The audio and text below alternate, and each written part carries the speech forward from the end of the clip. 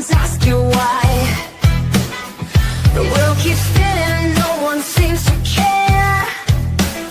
Lost in the noise, a silent prayer. Does anyone out there even hear the cry? I'm just a voice in the wind, but I'll keep on screaming, 'cause someone's missing. I won't stop dreaming.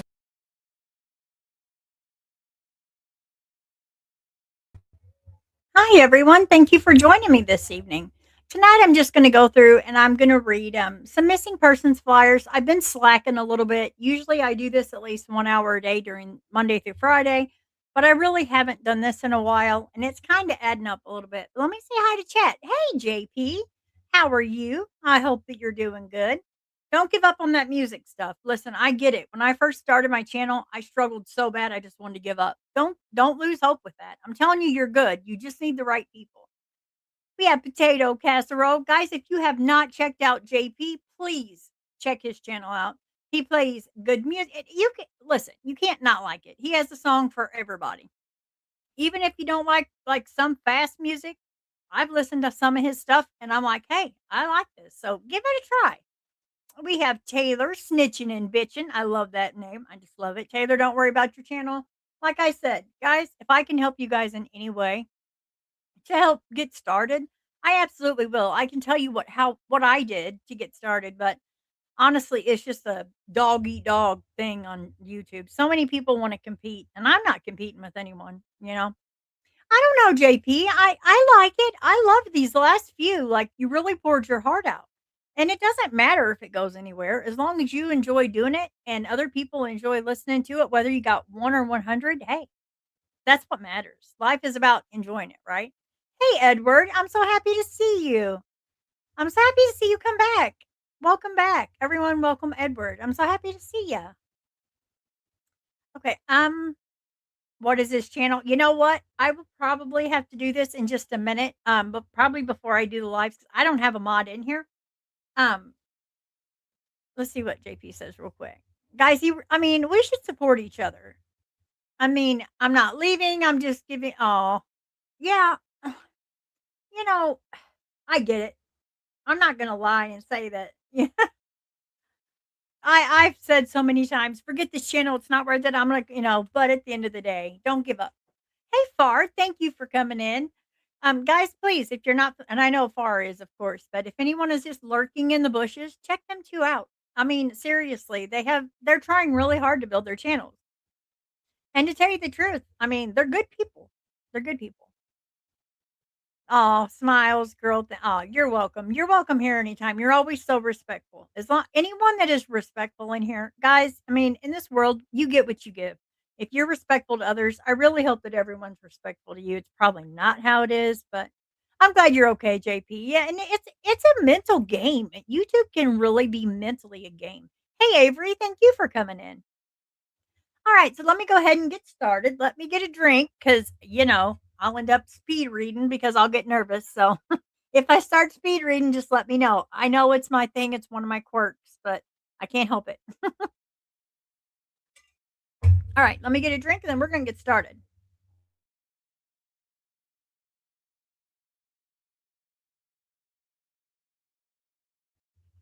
All right, guys, let me go ahead and add this to the stage. Now, these are going to be flyers by the Aware Foundation. And I can post this because I had it saved into like my copy and paste. I will try before this ends. If you guys remind me, I will share JP's. I know everyone's kind of wanting to know everyone else's channel, but Avery, do you still have a channel too? Because I don't really want to share a ton of links because we all know how this goes. Someone will say something about something, which I don't care. I don't care what people say about me. I know me. But let's just get down to the important part. We have missing people every 40 seconds. Someone goes missing. They matter. They mattered the day they were born. They matter today. They will matter tomorrow, whether they're found or not. People matter. Human beings matter. With that being said, I'm going to go ahead and get started and quit blabbering and get started reading these flyers. Okay, so let me make sure. Does it sound okay before I keep going? You don't have a channel anymore? Well, I thought you had one, Avery. Okay, as long as it sounds good, this boom likes to make little sounds because I haven't realized that when I touch it, it starts to boom because I'm not used to that crap. I'm old, okay? Yes, topic at hand. Thank you, JP. All right, let's roll this. So this is Isabella Glenn.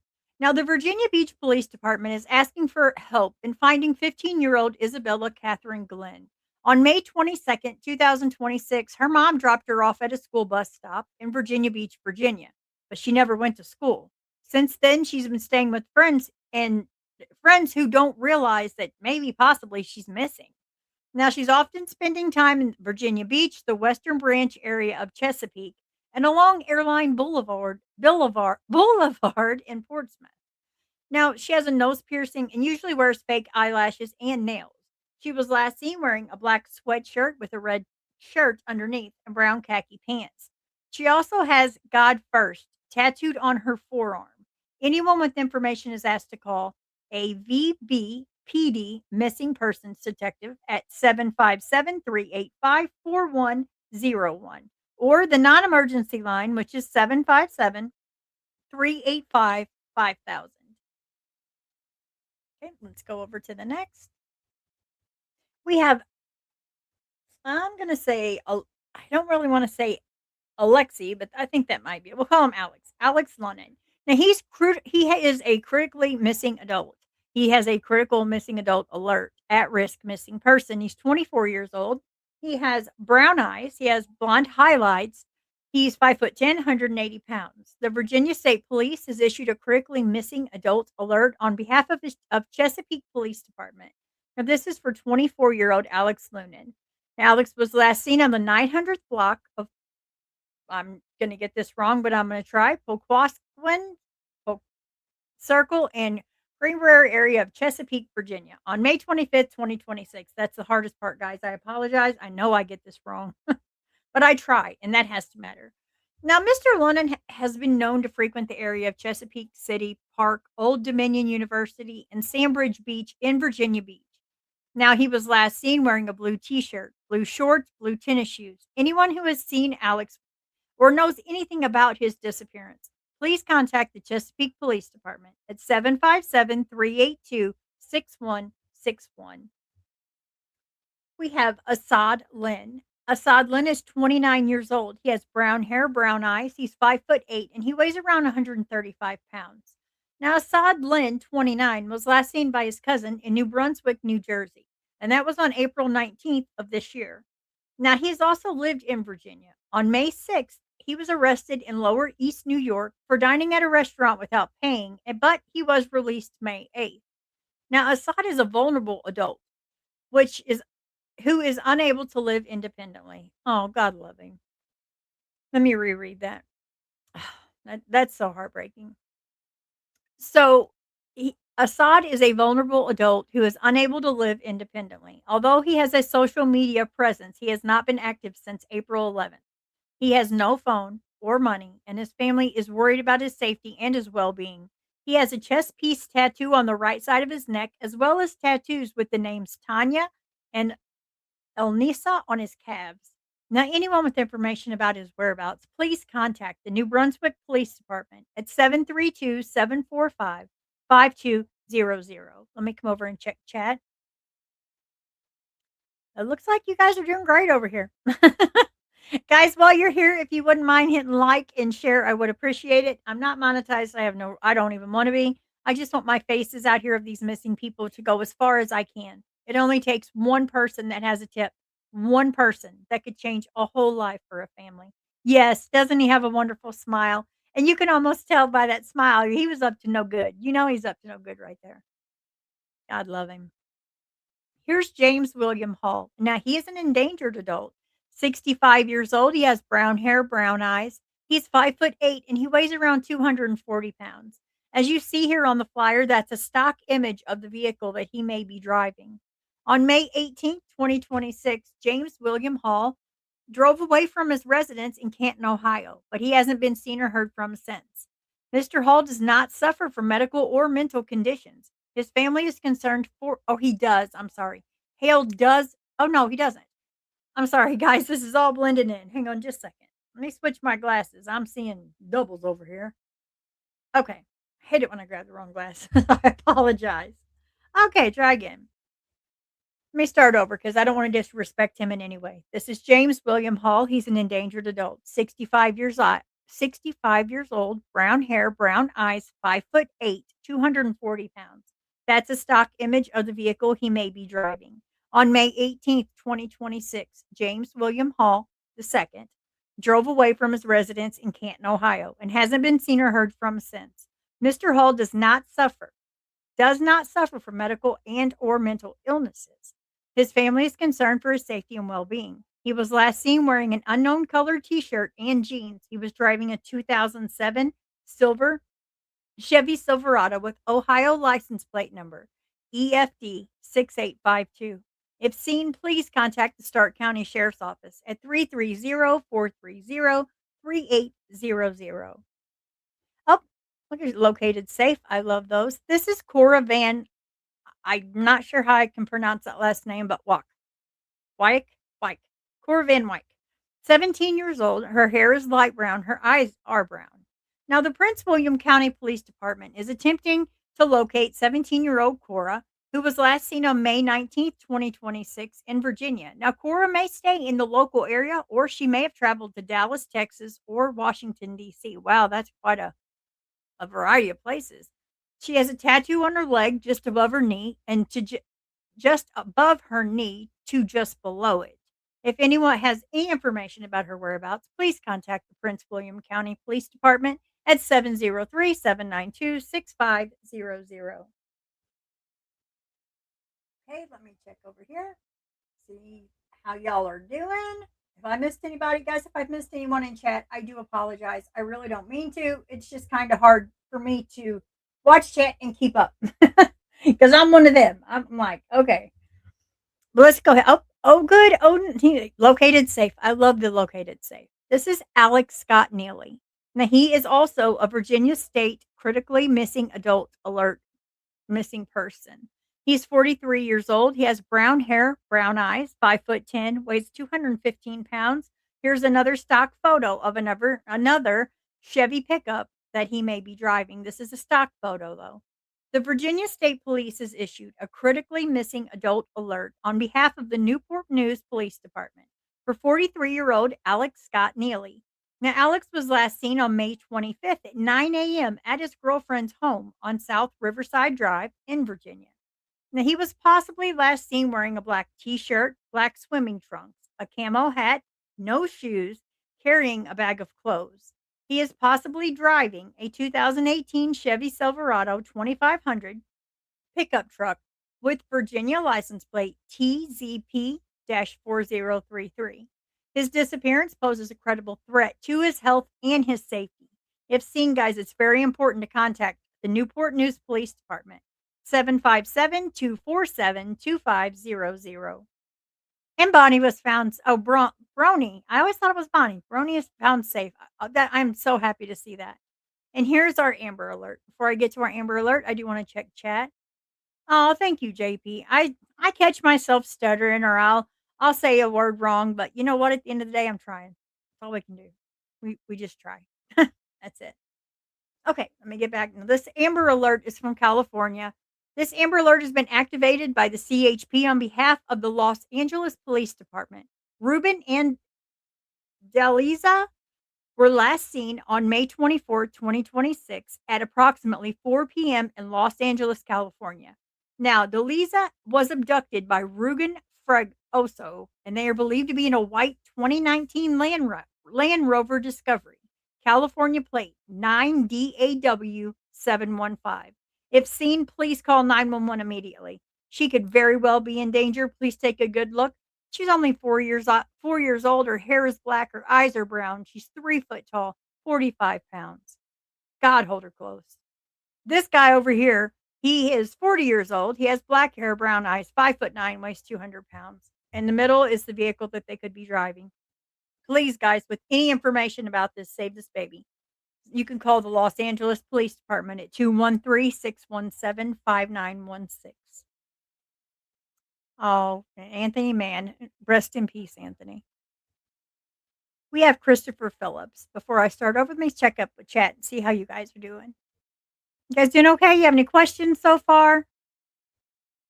I know I just kind of ramble through here and I read them one by one, but my goal is to try to get as many faces out there as I can in my hour that I want to be live. But it is what it is. We'll just try and try. All we can do is try.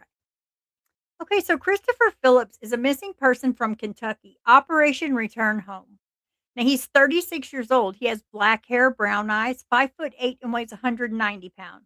The Louisville Metro Police Department has issued an Operation Return Home, for 36-year-old Christopher Phillips. He was last seen on April 23rd, 2026 on the 5500th block of LaFleur Way in Louisville, Kentucky. Now, Christopher left his residence and has not been in contact with family, friends, no one. Family members report that he may be experiencing a personal crisis and is very concerned for his safety. He was recently seen in the South Park Blue Lick Road area wearing a t shirt, gray sweatpants, and black Timberland boots.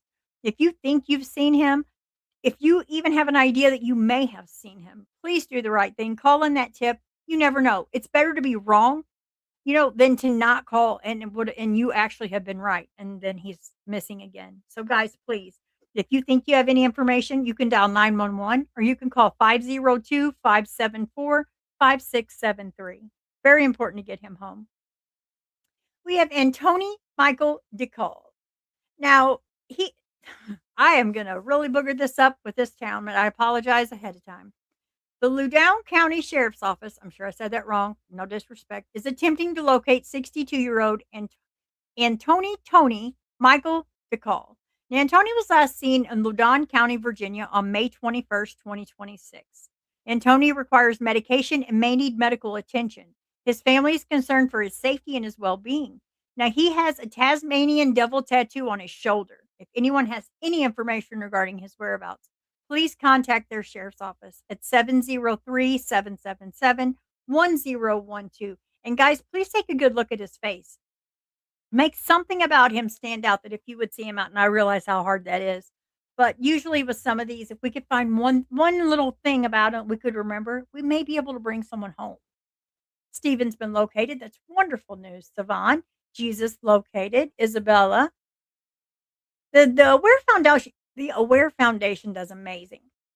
What I am going to do though is because I've already shared theirs. Let's go to the next one. JP's making jokes. I can already see Fars a laughing, which means she's not piss farting. What's going on? Put put away in their case. I hate wearing glasses. I'll tell you what, and I hate. Let me take her down before I do this because this is kind of a silly thing. So I go to the hi Mustang. So I go to the eye doctor thinking, maybe I'll get contacts. Maybe I'll get colorful ones. No, what I left with old lady bifocals. And if y'all have ever had those, I swear you will get used to them. But for like a month, I walked around like I was as drunk as Cooter Brown. It was bad. I was high stepping. Oh my Lord. So if you have bifocals, it's going to take forever to get used to, but I promise you will eventually. But far, you would have been tickled because I was high stepping like it was like high water pants. Let's get back to business though, guys. It's very important that we continue on.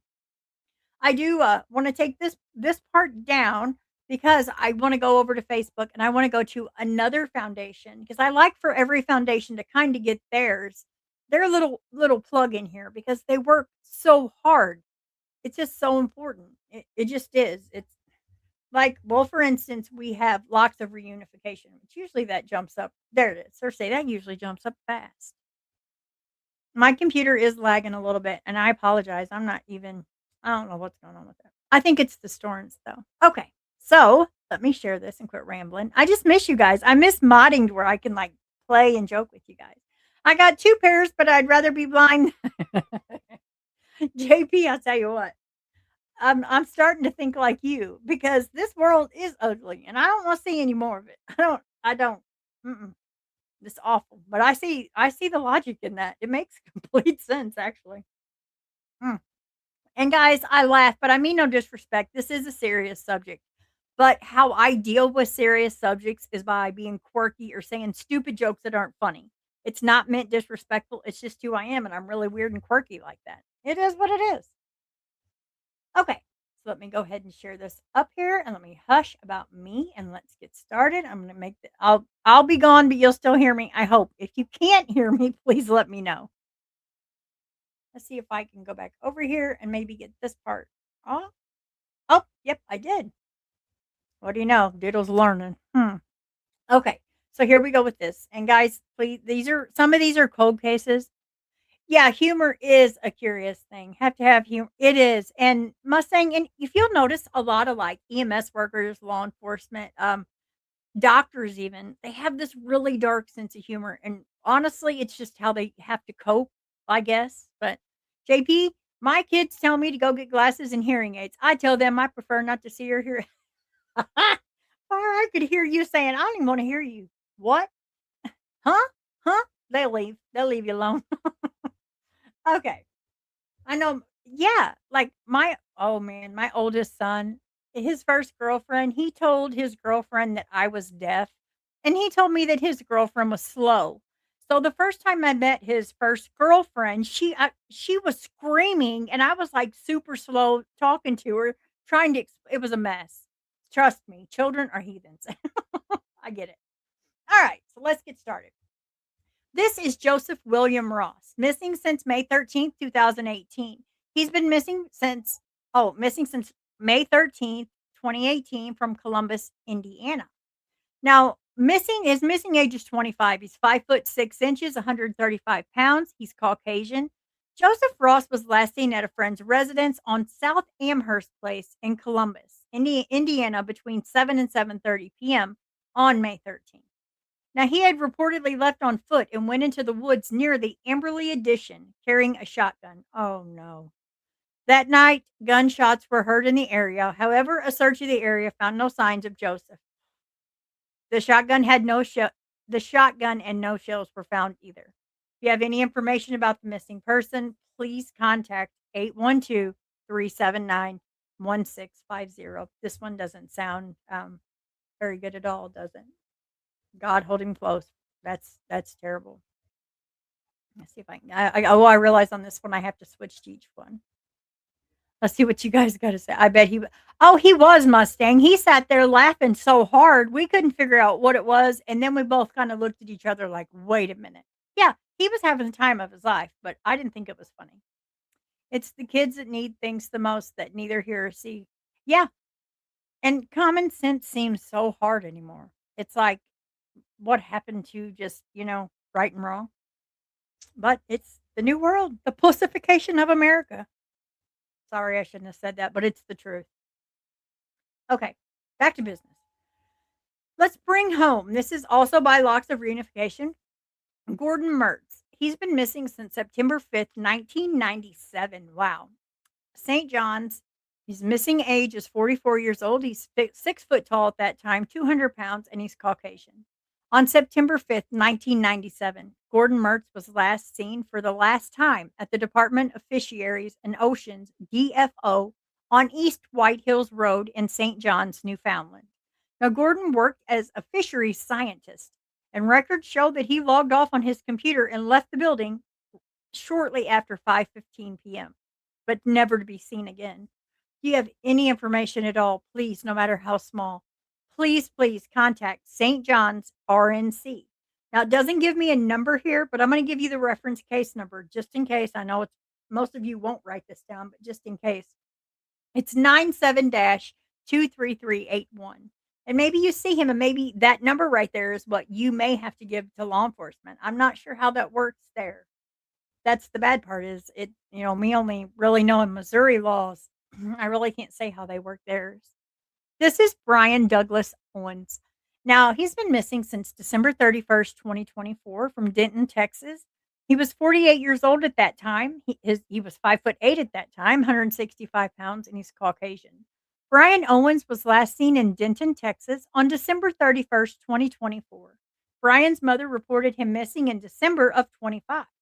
Now, reporting that family members had not heard from or seen Brian since July 4th of 2024, Brian is also known to experience homelessness with ties to Denton, Dallas, Texas, and southern Oklahoma. That doesn't mean he doesn't deserve to be looked for, though. Guys, don't let any of that Every person deserves to be looked for. Every person deserves a search team. I don't understand why everyone doesn't get one. If you have any information about this missing person, I beg you to contact Denton Police Department, 940-349-8181. And they come over here and, "Hi, Pink Peony. I'm so happy to see you. I checked over in chat just in time. So happy to see you. We're just reading missing person flyers tonight because I have been slacking since I've been doing the cold case. And it's very, very important that we keep these flyers fresh, even if they're cold cases. To me, it's so important to keep these people's names, their faces out there. It matters. So let me go up here and share this. Matt is going to kick my butt if I don't share it. Not really. He's super sweet. I always just joke about that, but um, and we'll go back down to our flyer. Oh, he's added many. My goodness, did he just add all those? Now, how did I just do that? I just had. Okay, now I know I just had them flyers up there. Okay, let me go back over here. I'm scatterbrained tonight, guys. I'm okay. No mind to me. I guess I'm just over here doing my own thing. Now I saw that he had all those. I'm maybe I hit photos.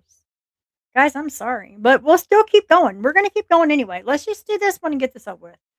Let's just go ahead and read them as they come. Pink, thank you for coming in. I just appreciate that so much because I just do. You've always been so kind to me. Really. No matter what. Pink Peony is a very nice person. She's always been nice to me. She's not one that somebody can tell her, "Oh, don't like someone." She has to not like them because they've done something to her, and I respect that so, so much. Okay, back to business. I'm rambling tonight, guys. I apologize. I don't know why I'm doing this tonight, but I guess just maybe anxiety. Bear with me. Now, this is Missing Teen Red Deer. I love that name.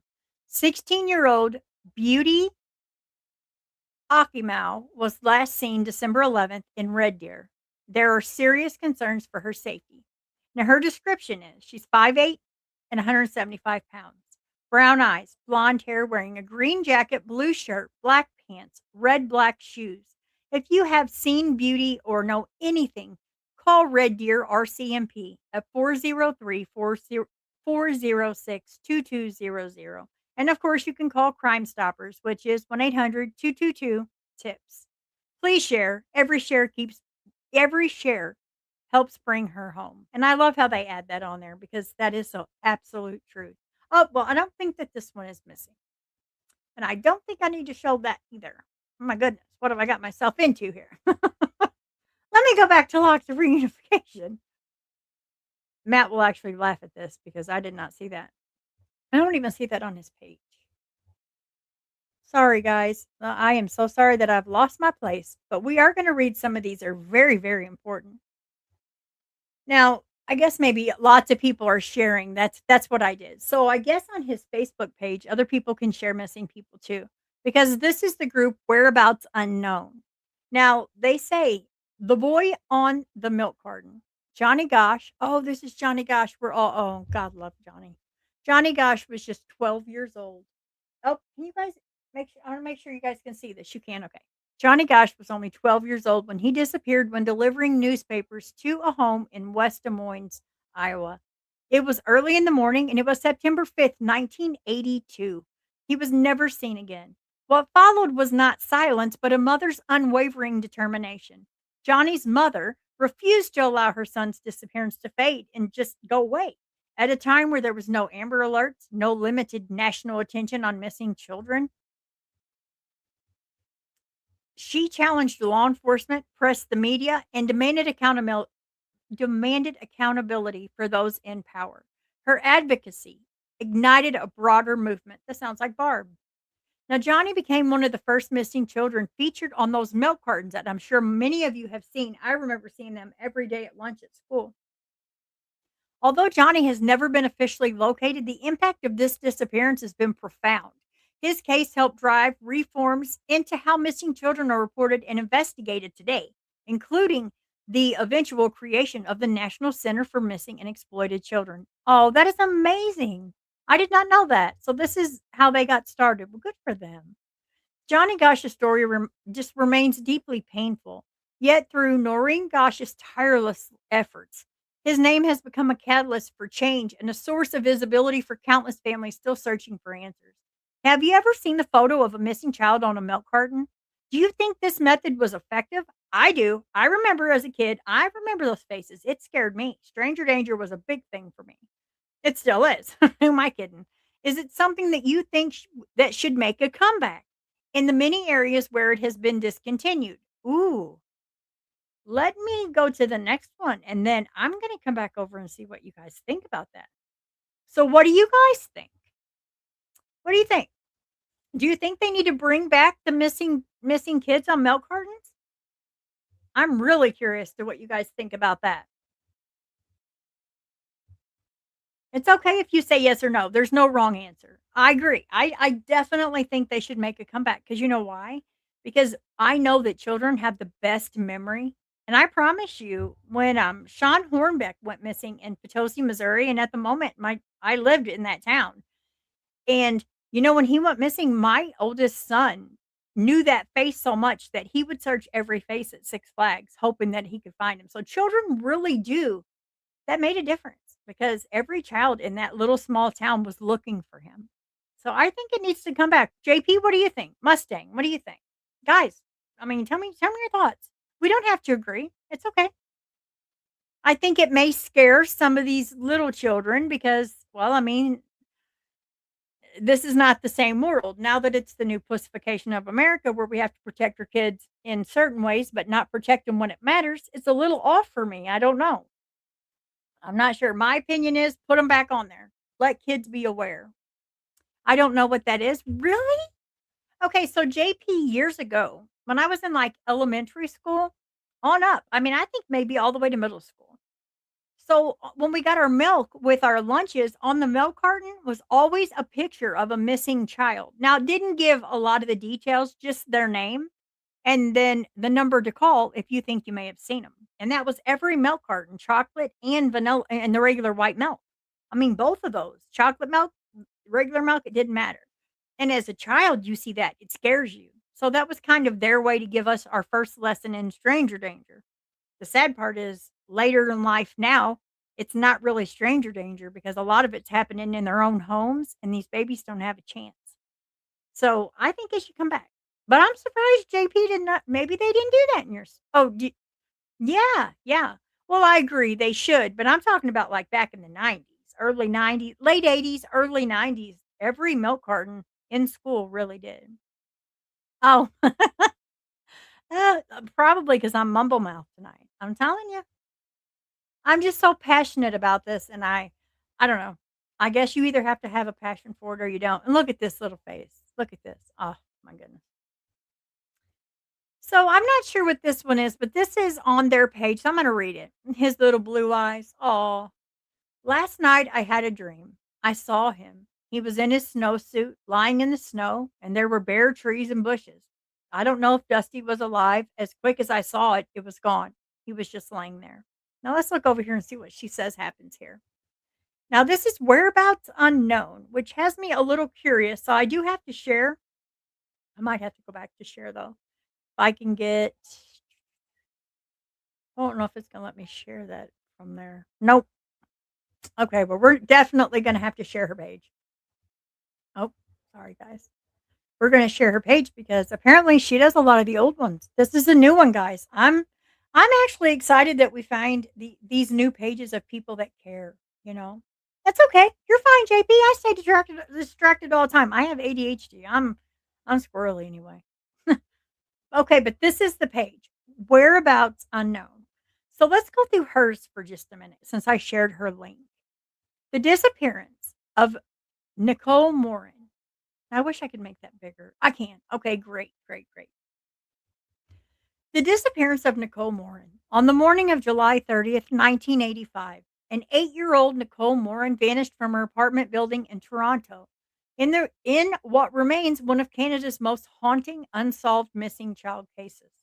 Nicole lived with her mom in a high-rise apartment near, I'm going to say that wrong, the West Mall Road area. That day, she had planned to go swimming with a friend in that building's pool. At approximately 11 a.m., Nicole left for her 20th floor apartment crying, her swimsuit and towel. She stepped into the elevator and was expected to meet her friend in the lobby. She never made it. Despite extensive searches involving police, volunteers, helicopters, tracking dogs, national media attention, no confirmed trace of Nicole has ever been found. Oh my goodness, that's crazy. Now, investigators have long believed that Nicole may have encountered someone inside that building shortly after leaving her apartment. Well, yeah, I mean, she made it to the elevator, not out. I mean, oh, good Lord. Over the years, police have followed numerous tips and interviewed many persons of interest, but the case remains unsolved for decades, 4 decades later. Now, Nicole was described as having brown hair, brown eyes, a small birthmark on the upper right side of her forehead. She would now be 48 years old. Now, Toronto police continues to investigate her disappearance, and a $50,000 reward remains available for any information leading to answers to her case. I'm going to repeat that $50,000. If you have any information, what are you holding on to it for? $50,000 can be life changing to a lot of people. Anyone with information about the disappearance of Nicole Morin is, I beg you, please do the right thing. Please contact their police service at 416-808-7400. And I think these kind of get in depth a little too much. So let's go down to Stolen Spirits and see if they've added any more today. I like to add as many of these little foundations as I can, or even groups. They're not all foundations, but of course, here's Stolen Spirits. Let me go ahead and share theirs. I like to include everyone. The reason I like to include everyone is because nothing feels worse than feeling like you just don't fit in, like you just don't belong somewhere. Well, I want you all to know that you always belong here. We may not always get along, but that's okay. We're not going to get along. That humans are not made to always get along. But please, if you are not familiar, and I know you guys all are, please check them out. They do amazing work. I don't know if they put anything. Oh, they did put one more. Okay. I'm going to play this, guys. In chat, if you guys will please, oh, I don't know how traditionally, can you guys put a feather as I play this? A feather in chat, just so we can honor him in loving memory of Moise Siwa. Oh, this is going to be sad. I'm just telling you because I always get teary eyed with you.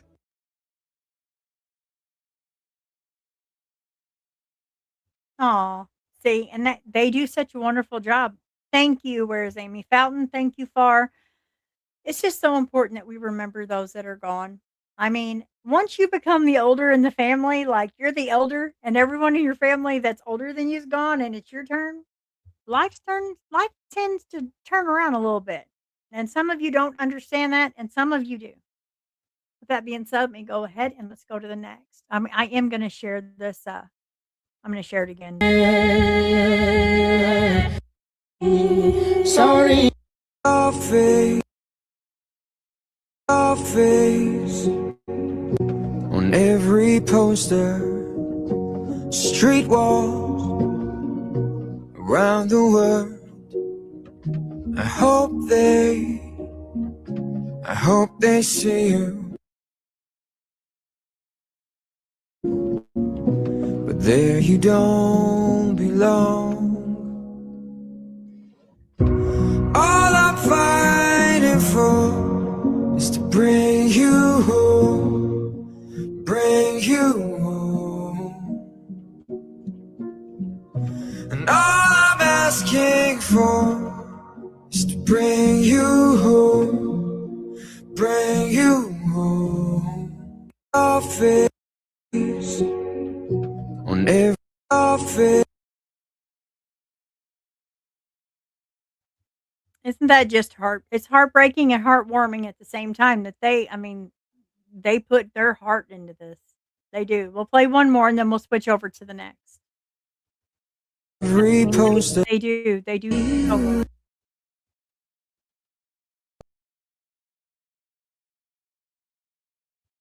Okay, guys. I know. They do such a good job, and I don't want you to have to sit and listen to the video. I don't want anyone to say I'm taking someone else's content. So what I'm gonna do is I'm gonna read a couple of their flyers if they've added new ones. I did read some recently, but I do think they sorry about that. Oh, better get that off here. Here we go. Sorry, guys. Okay. Oh, the lot. I isn't she just the cutest? Oh my goodness. This one, I have a really soft spot. I don't know what it is. I don't know if it's her kind face. I don't know if she looks like my grandma. I don't know. I'm really attached to this one. Now, Delilah white dress. Let me make sure my sound is okay because I don't want to mute. Okay. She is 63 years old. She's female, Native American. She has brown eyes, brown hair. She's 5'5" to 5'6". She's around 160 to 170 pounds. She may be wheelchair dependent, and there is concern for her well being. She went missing sometime between March 8th and April 8th, 2025. I can't answer any of the questions. I know there's going to be many. I have no answers for that. That is something between the family and stolen spirits. Missing since March 8th, April 8th, 2025. If you have any information about Delilah, I beg you, just look at her kind face. Please, please do the right thing. Contact 605-867-5111. See if she's added any others. I think. Oh, yep, that's it on her. Okay. So then we're going to go to which one did I miss, guys? I know I've missed. I did the Aware Foundation. I know. Oh, Dan's gonna kick my butt or Jazz. Let's do Missing in America because I don't need Dan and Jazz on me. I'm playing. They're super sweethearts, but this is theirs. And of course, you guys, I know you guys are familiar with this for sure. These are amazing people. I've only got to speak with Jazz a little bit. I'm more familiar with Dan just from TikTok and his advocating, but apparently Jazz is an amazing person. Mind of Monsters brags on her. I think I was on a panel with her on Mind of Monsters TikTok at one point, and she's such a kind woman. And they put their heart in this too. They do. I can't say anything bad. And of course, we have Assad Lynn. Oh, and we may see some of the same flyers, but let's go ahead and talk about the ones that haven't been out yet, because, this little boy, I have to show this. Oh, this is heartbreaking. It just Amber Alert, Will Y. Wesley Richmond. Now, you guys know I'm not great with the cities or lots of last names, but I'm gonna give it my best. He's missing from Utah. Now, Wesley Dane Richmond, ED80, 10 messes. Now, I'm not sure what this means. Pink, if you're still in here, oh my goodness. I wish you were comfortable coming on panel because I don't know if I can read this. It's in Spanish. Um, I can't. I don't know Spanish. I'm sorry. I do know that he has been missing. I'm thinking May 16th, 2026. I can't read this. I apologize, guys.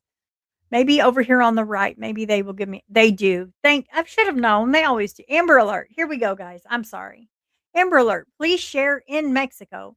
We are asking everyone with friends, family, or community connections in Mexico to please share this flyer immediately. Missing children, Will and Wesley Richmond, are believed to have crossed the border into Mexico with their father last Tuesday. Authorities believe that both children may be in imminent danger. Oh no. Please help spread awareness across Mexico border communities, social media groups, family and friends networks, churches, community organizations, trucking companies, travel groups. If anyone sees these children, the suspect, or the vehicle shown on this flyer, please contact law enforcement immediately. Call 911 immediately if seen. You can call Central Dispatch, which is in Utah, 801-798-5600. And as you can see, this is an Amber Alert and very serious. Guys, please, if you think you see these babies, please do the right thing. They could be in danger. Okay, let's see what we got going on here. What's the next? They get a lot found. If you'll look here, look how much work they've done. They did this billboard, Missing Children's Day, Missing in America Network. I mean, they do a lot of work. They do. There's nobody that can say they don't do their part. They definitely do. They visit with families. And we have Jared McCullough, of course. I'll go ahead and read his. I know we're all familiar, but hey, a refresher never hurts anyone. Is there anything in chat? Guys, you guys are so silent. Feel free to chat with one another. It's okay. I promise. I got it on the 5-minute subscriber thing, so we shouldn't have trolls. And if we do, well, they're just bored and have nothing else to do, I guess. But we're not going to pay attention to that. Let's talk about Jared. Now, this is Jared McCullough. He disappeared 11/5/2023 in Indiana, Knox County, Indiana. His vehicle and 2 dogs were located 11/6/23. At that time, he was 33 years old, 5'9", 175 pounds, blonde hair, blue eyes, as you see here. Um, if you have any information, please do the right thing. If you have any information surrounding the disappearance of Jared McCullough, please reach out to law enforcement or call the anonymous tip line above. $2,500 reward. Come on, guys. One of you guys have information, and I know you can use this money. Do the right thing. I beg you. Give a family peace, and you can get $2,500. It's a win win. Do the right thing. Oh, we have Chance. God love him. This is Chance Edmondson. Now, we all know I'm very close to this case. I just love his mom to death, and he looks just like his mama. Today, we honor and remember Chance Edmondson on what should have been another birthday surrounded by family, laughter, and love. Instead, his family continues to fight for answers and for justice after Chance's death on July 7th, 2023. Now, Chance was a United States Marine Corps veteran whose life mattered, still matters, whose story deserves to be heard. His loved ones believe that there are still seriously unanswered questions surrounding his death and continue to advocate through a very transparent investigation. Like, his mom is like playing detective. And Laura, you are doing amazing. I mean, she's doing amazing. Please take a good look at his face. Please say a little prayer for his mama tonight because I'm telling you, grief is hard. We have Juan Camilo Trujillo. Oh, goodness gracious. We have Juan Nino, last seen March 20th, 2026 in Milwaukee, Wisconsin. Juan was last seen on March 20th, 2026 at a gas station on North 76th Street. He was last seen wearing a black shirt, red joggers. He may be driving a 2016 gray Ford Focus. You have any information regarding Juan's whereabouts or you have any kind of clue to where he may be, please contact the Milwaukee Police Department or you can get a hold of Missing in America anonymous tip line. You can also call 911. No matter how small it may seem, your tip could make a critical difference. Please, here's the tip line 1-800 MIA Lost, but the Milwaukee Police Department number is 414-788-8086. This is Nicole. Now, Nicole was last seen April 10th, 2026 in Hillside, New Jersey. Nicole was last seen by her family on April 10th, 2026. Now, her boyfriend claimed to have seen her on May 13, 2026, but that information remains unconfirmed. It is unlike Nicole to go without contact with her family, and they are extremely concerned for her safety and well being. And it's believed that she may currently be unhoused and could be experiencing a mental health issue. Guys, again, please don't judge the victim by any past addiction, criminal history, it doesn't matter. When a person goes missing, that person is equal to every other person, every other human. Someone goes missing. People need to get their asses out there and search. Sitting online and gossiping about the other creator and being in competition with each other doesn't find people. What does find people is sharing flyers, getting your butt out there, searching, not sitting behind a computer and making fun of everyone around you or bullying people that don't agree with you. That's not what happens in this channel. I beg you. If you have any information about Nicole, anything at all, please contact their tip line 1-844 MIA Lost, or you can contact their police department at 732-1100. Let me come over here and chat because I may have already put y'all to sleep. Y'all, are you guys awake? Dad is apparently very depressed. I agree. I do. That's kind of my thing. And that's, oh God, that's so sad. So sad. Okay. Preach the truth. Oh Lord, don't get me going to be like Medea Mustang. Boy, you get me going. I bring in the hallelujah and oh boy, you don't want that. Okay, so it looks like I'd already went over his. Okay. But before I do get out of theirs, I do want to share their link because guys, I'm telling you, if you have a missing loved one, this is exactly. Oh, that did not do what I wanted to do. If you have a missing loved one, this is who you want to get a hold of. It just is. If I can copy the link. It's an email address. I hope they don't mind me sharing. I better just go with I'm going to go with their website. I don't really know how they're going to do with the email address. If it lets me. It says save link as. It's not going to let me. Okay. Well, it looks like we're going to have to all right. I know what we're going to do. We're just going to share the whole page. Guys, please check this out. Check them out. If you have a missing loved one, I'm telling you, these are the people to call. These are people that are gonna work until they can't work anymore to help you, and even if they can't solve your love it even says they don't solve cases. That's not what this organization that they do is for. They don't solve cases at all. They just help you. Oh, I better take that off there. Let's see how many I've shared on mine today, because there is several I'm sure I have missed that I haven't went through. Brett Bradley. Okay. This all right, guys. So this one hits home. Hi, Doodles and Gray. I'm so happy to see you. This one hits home because this one is close to my area. Um, Once I read this, you're going to understand why this one hits me hard. So let me just go ahead and get started and be ready because I'm passionate on this one because this is like I said, this is near my area. Bradley B. Waterhouse left a trailer park called Eagle Estates in Bon Terre, Missouri, and no one has seen or heard from him since that very day. They have I haven't seen I say they, but in all honesty, I'm the one that's out there. I mean, I'm not blaming the family because if I was family, I wouldn't want to find my loved one. So I'm not blaming family. But as a community, they have the whole community. We've seen zero search parties, zero flyers in these small towns, except the ones that I personally have hung up. And the next day, my flyers are gone. Now, I've searched many days and have tried so hard. And this is me talking.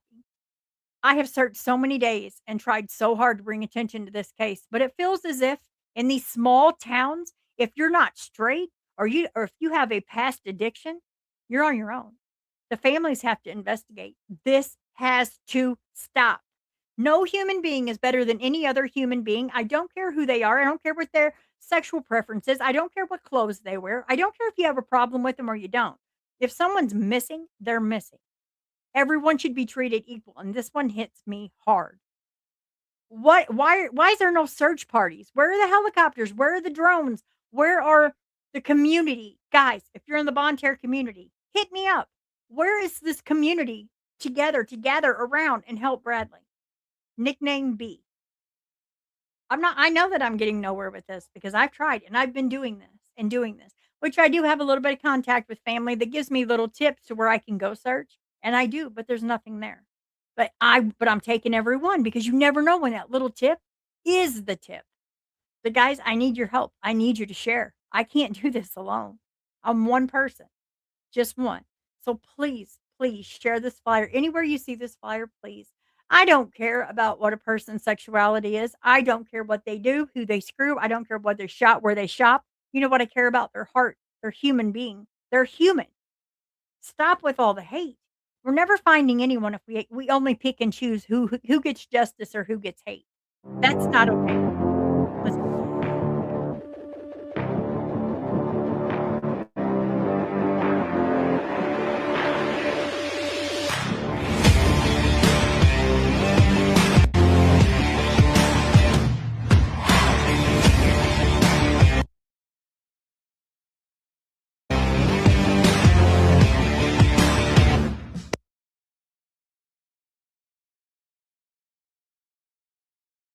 This is also a very good group. They search. They get out there and they search. I don't know if they've searched for Bradley. I haven't seen them, but I know they I mean, they're constantly like anything we can do for you, Doodle. Anything that you need help with, Doodle, let us know. They're an amazing group. Let me go back over on Facebook so I can give you the exact name because right here. Missing and first I was iffy because we get so many scam pages. I was like, mhm. So I kind of was like leery. So this is what it is, and it's called Missing and Endangered Northwest Missouri and Surrounding Areas. Now, every time I have had to reach out, and I haven't had to, but I chose to reach out to them because I live in Missouri. And if they're willing to search in Missouri, and even if they're Northwest, they could be a huge asset to someone that's missing in that area. And together, all of us advocates together could really make a difference. And he shares, or he or she, I don't know which is which, but let me share this too because I really wish there was a better way from some of these will let me share their page and some it just doesn't. So maybe if I don't know why it doesn't give me that option. Maybe if they're like monetized, which I don't know that they are, but I'm going to go ahead and just share this again because they're always offering to help me. And you know what? I appreciate that because and like with Bradley, I didn't know what to do. I mean, I'm like, "Hey, I can't do this by myself. What do I do?" And they made me a new flyer for him, and they said, "In any way I can help you, please, let us know." You don't get that a lot. Good people are hard to find. They just are, especially advocating or bringing awareness. Good luck, right? Okay. Oh, that one had music. Ugh, I hope all of them don't have music. I don't think they do. Oh, he shared one. I don't know, think all of his had music. Maybe if we go to his photo. Oh, no wonder. My goodness. Mm-mm. Look what I did. This is where I'm at. Sorry, guys. I told you I'm scatterbrained. I don't think he has a lot of he does reels, but I don't wanna do that. Let's go through his photos, though, because he makes good flyers. So, most of these are, of course, Kansas City, Missouri, or in Missouri, which we know Missouri is quite the place for the missing people and crime. With that being said, before I get started on this, I do wanna check chat and make sure you guys are doing okay. See how y'all are doing, because I ramble. Looks like you guys are just doing fine. Okay. Well, if you guys want to add in, give me some thoughts. Give me some thoughts on what you think. Because I mean, it can't hurt anything. We're just trying to help missing people here. All right. Let me make sure you guys can see this, but you couldn't. There we go. Okay. And a lot of these will be from Missouri, but I want to try to add every one of these people that make flyers because they deserve it. They deserve, that little plug because they work so hard. They do. I wish I could take. There we go. Let's do this better. Look better, guys? I hope so. I'm trying to make this the full screen, and it's not gonna let me. Okay. So this is Jacob T. Phillips, missing from Kansas City, Missouri since April 30th, 2026. He's 30 years old. He's 5'2", 130 pounds, brown hair, hazel eyes, and he's white. Jacob was last seen on April 20th, 2026 near Ambassador at 152 Highway at 12:30 a.m. wearing a light colored hoodie, gray pants, and a backpack. You have any information, contact Kansas City, Missouri PD 816-234-5295. Next, we have Shannon J. Minshaw, missing from Willow Springs, Missouri since May 23rd, 2013. So this is a cold case. She was missing at 45 years old. Her height at that time, 5'5", 130 pounds, brown hair, blue eyes, and her race is white. Shannon was last seen in Willow Springs, Missouri on May 23rd, 2013. She has several unknown tattoos and a large scar on her left forearm. If you have any information about her, please contact the Texas County Sheriff 417-967-4165.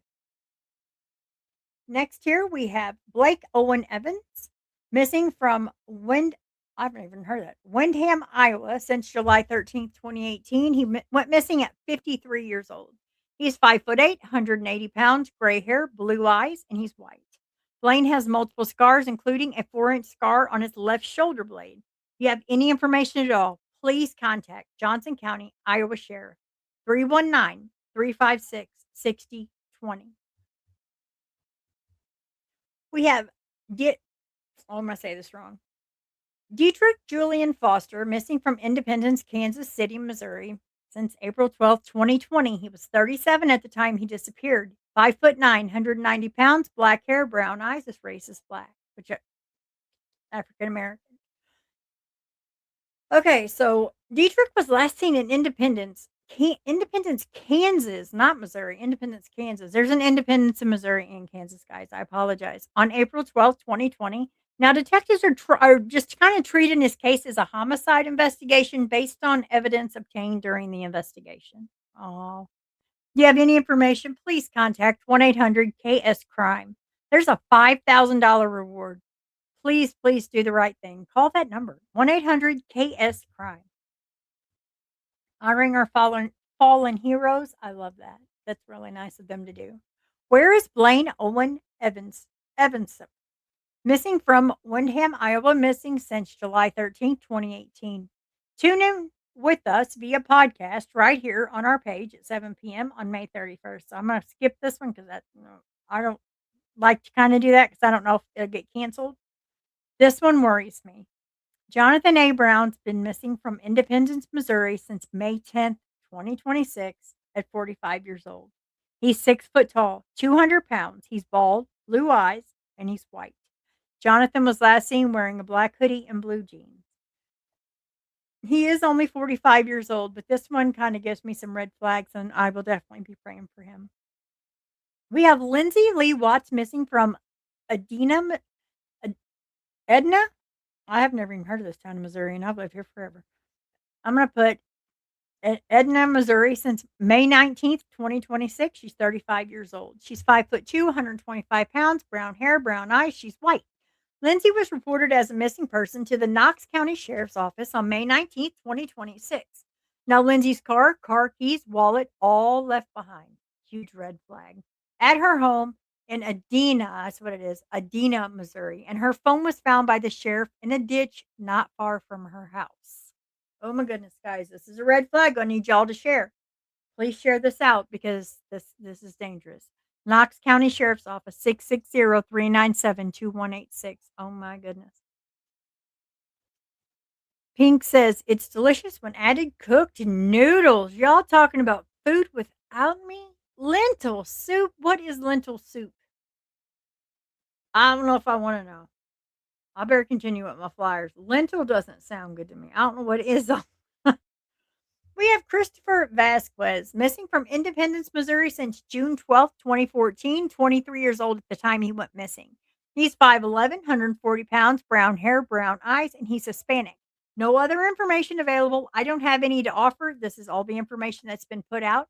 If you have any information, please contact the Independence, Missouri PD, 816-325-7300. But coming from Missouri, let me tell you, if you think you see any of these people missing in Missouri, call 911 immediately. Just try to remember the name. If not, pop your butt back over on my channel and get a name.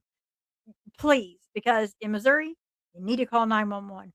Even not the non-emergency line. Just call 911, let them know. And of course, he's a nameless. So here we have Christopher M. George. I'm gonna look over here and see if Pink Peony described to me what exactly lentil soup is. I know it sounds silly, but I really haven't heard of it. Okay, they're very healthy, lots of Mustang. Okay, it's delicious when adding cooked noodles. When I had noodles, beans, and really? Is there a certain kind of noodle? Like it's not, of course, it's not like ramen noodles. Is it like elbow noodles or macaroni noodles? What kind of noodle do you use? We got totally off track here, but you know how I am with food. Can't help it. I'm fluffy. So we have Christopher George missing from Stillville, Missouri, missing since 2020, age 37 years old. This is a little closer to me, too. It's a little closer to my old hometown. Now, Christopher George, he's 6'1", 185 pounds, brown hair, black eyes, white in race. I have black eyes. So, guys, don't mean he's evil. My eyes are brown, but they do the black thing, too. Christopher was last seen leaving the Green Stay Hotel in St. James, Missouri to go to the Rose Bar in Cuba, Missouri. Now, Cuba's a very small town. A train actually goes through. There's several trains that come through there right in the downtown Cuba. So this is a small town. So he went to this Rose Bar in Cuba, Missouri and never reached. Oh, I am so sorry, but that was loud. I am so sorry. I hit this mic. Guys, I got to move this. I'm so sorry. I hate it when that happens when I'm listening. So Christopher was last seen leaving the Green Stay Hotel in St. James, Missouri to go to the Rose Bar in Cuba, Missouri, but never returned back to his hotel room. Oh, my goodness. If you have any information at all, please contact Crawford County Sheriff's Office at 573-775-2125. We have John Cole missing from I think it's Forsyth, Missouri, since May 21st, 2019, age 49. He was 6'2" at the time, 211 pounds, brown eyes, brown hair, blue eyes, white in race. Last seen walking on County Road 644 in Taney County, Missouri on May 21st, 2019. If you have any information, please contact 911 immediately or dial 417-546-7250. Let me come over and check chat because I'm sure. Yeah. Okay, so small typed cooked noodles like mini macaroni. Oh, okay. I was gonna say macaroni noodles, but yeah. I'm just curious. Yeah, I'll try it, I guess. Maybe. The whole lentil thing, I'm like, "Oh, what's a lentil?" You would think I would know, right? But no. No, I didn't know. Okay. So we have Ian Matthew Shotton, missing from St. Louis, Missouri since May 19th, 2022. He was 34 years old at the time he went missing, and his current age is 36. His date of birth is 6/2 of 88. He's 6'1", 160 pounds, brown hair, blue eyes, and he is white. Ian has tattoos as in photo and has an unknown tattoo on his chest.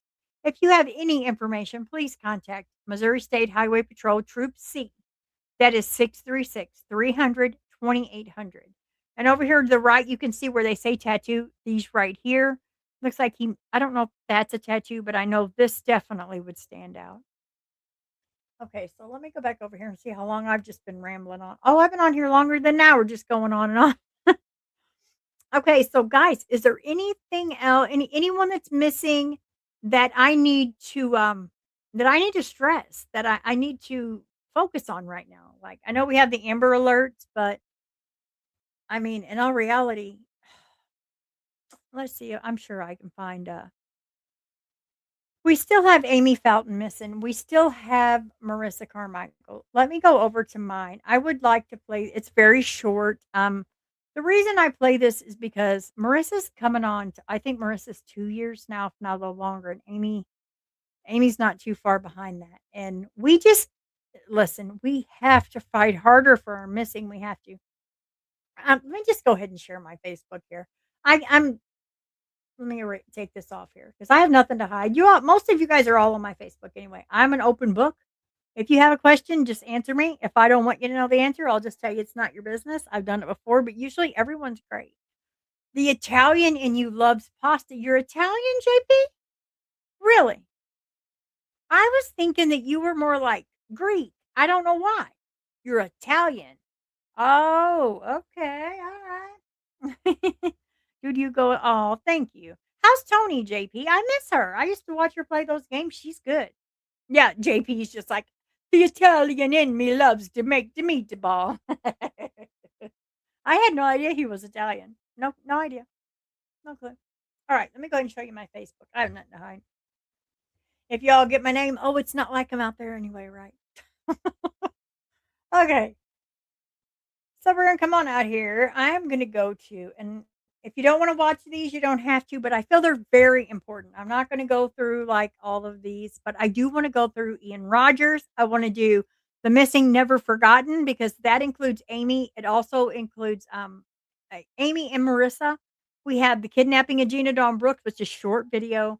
We have the two women, which is Amy Fountain and Kayla, which both I connected one home, which is actually a trap house. Then, of course, you know the Timmy D's. I won't play that one unless Barb pops in and she wants me to, then I will. But most of these, if there's anything on here you want me to play, just tell me. I mean, my boy is out of school. I can stay up late. I love him being home. I absolutely love him being home. But what I'm gonna do, and here, of course, here's my thing. Do you guys mind if I go ahead and play those? Because I feel like some of these only put up. Look, JP's finally spilling it. He's partial. What do you mean by partial? So you can like make the noodles, but Tony makes the meatballs, right? I love saying Tony because you guys are so cute together. Oh my goodness, me too. I've got some Scottish and some Irish and some British, and yeah, I get it. I completely get that. Play it. All right. Mustang says, just go for it, dude. Don't quit asking questions. Just get on it. All right. Gotcha, Mustang. You ain't got to yell. I'm playing. I'm playing, Mustang. I'm just in a decent mood tonight. I get giggly. Of course, if Barb was here, she would say it's after 11. I get giggly because I'm happy that I can chat with you guys and that you guys want to see these people. There's nothing worse than having a chat that is just careless and doesn't care about the things spoken. It just kind of, as a creator, makes you just wonder, what am I doing? So we're gonna start with this one. In the early morning I'll have hours to of make it big. It's not long, guys, I promise this isn't long.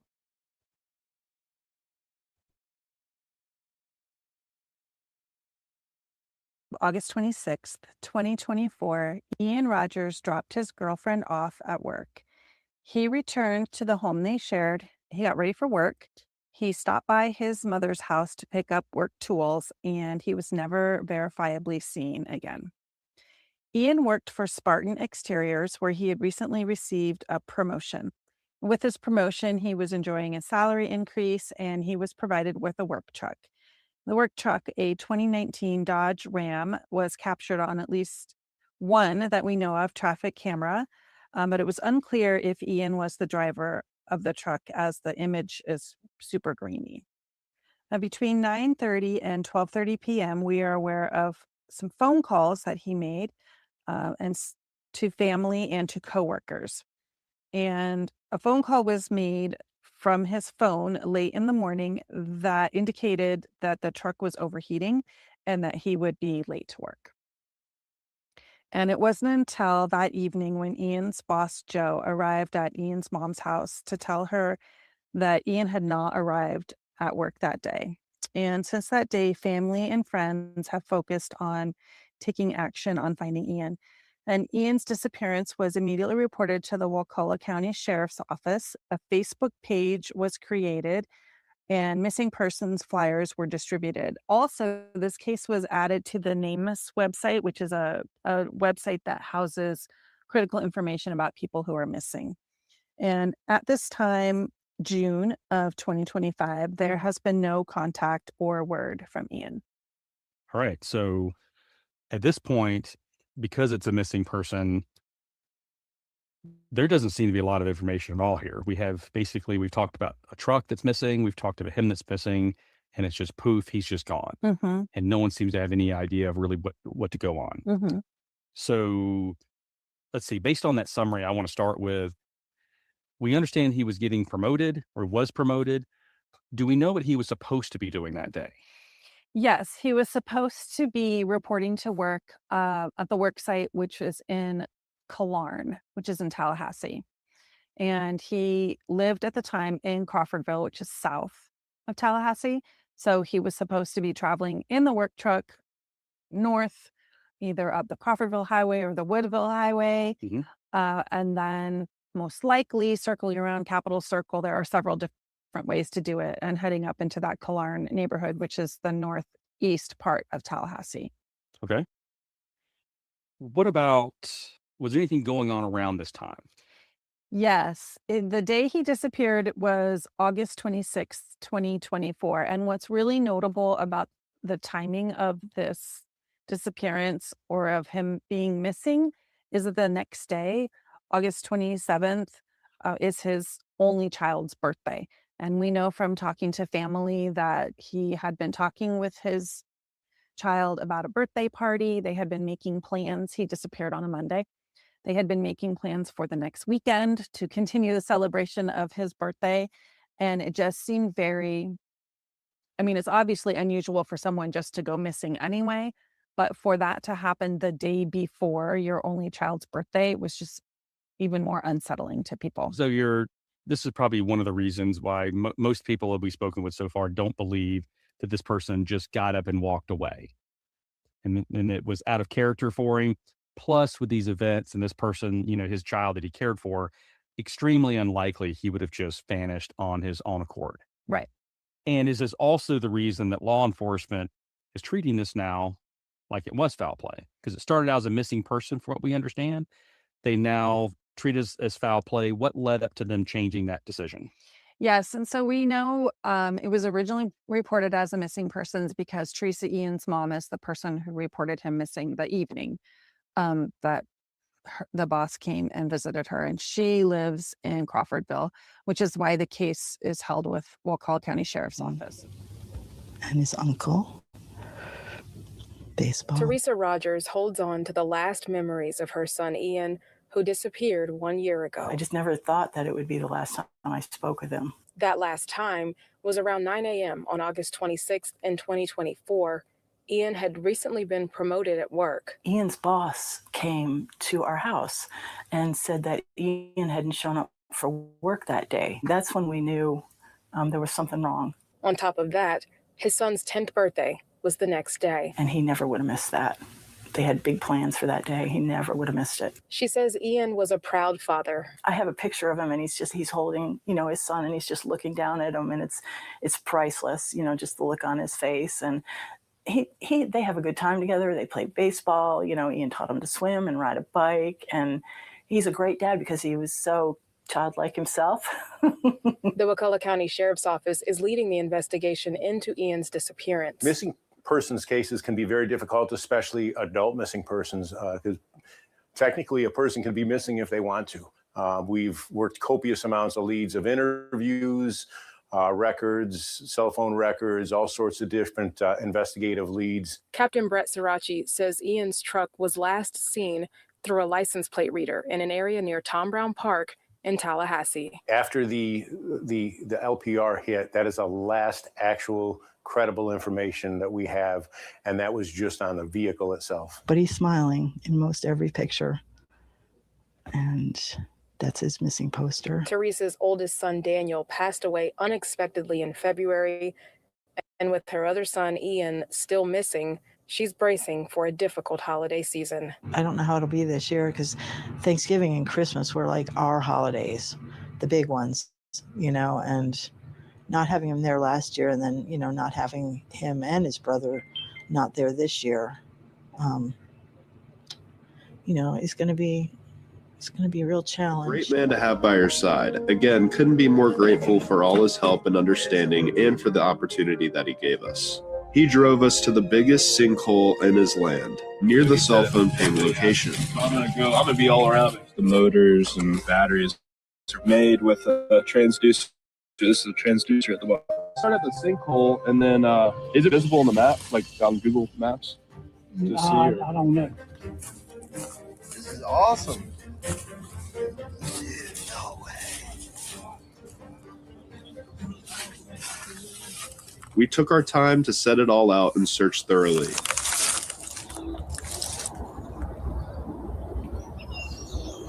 The sinkhole was cleared, no sight of any lead, and it's time for the next one. All right, we got her back up. It was hard not finding any answers. We're going to fly the drone, of course, along the roads as we go. We already have flown a lot of the roads near the cell phone ping, but this is another spot that we may be able to check with the little buddy.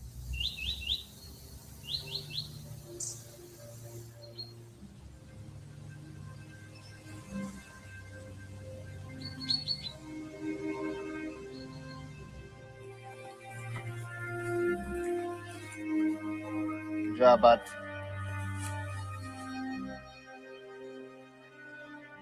It was a great search. We covered the whole entire lake.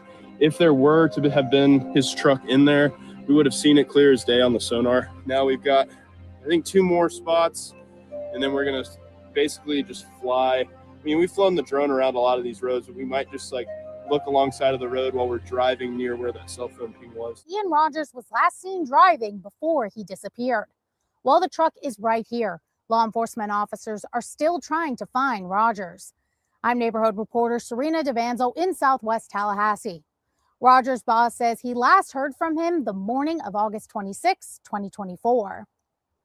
Well, I was hoping for some closure, like some kind of evidence, something to show up. This would lead to something else, finding Ian. Joe Webster got Rogers this work truck just 3 days before Rogers went missing. He says the truck was brand new when he bought it. That Friday, that truck pretty much just made it to the dealership. It was kind of dirty. We bought it in the morning, and the dealership spent from 1 o'clock till 5 or 5:30 detailing it. It was absolutely spotless clean whenever Ian was able to drive it away at about 5:30 p.m. Rogers was supposed to go to a job site on Woodgate Way in Tallahassee, according to Webster. The truck was last spotted on the corner of Appalachie Parkway and Connor Boulevard, until it was found off of Old Plank Road just south of Tram Road. I don't know why he would have went that way. If he was going to just go home, he should have just drove around Capitol Circle and then turned on Woodville Highway or Crawfordville Highway and drive home. Driving further out the parkway to hit Chair's Cross Road and then cross all the way over Tram to Old Plank is just adding 15, 20 minutes. in the Ian Rogers missing persons case.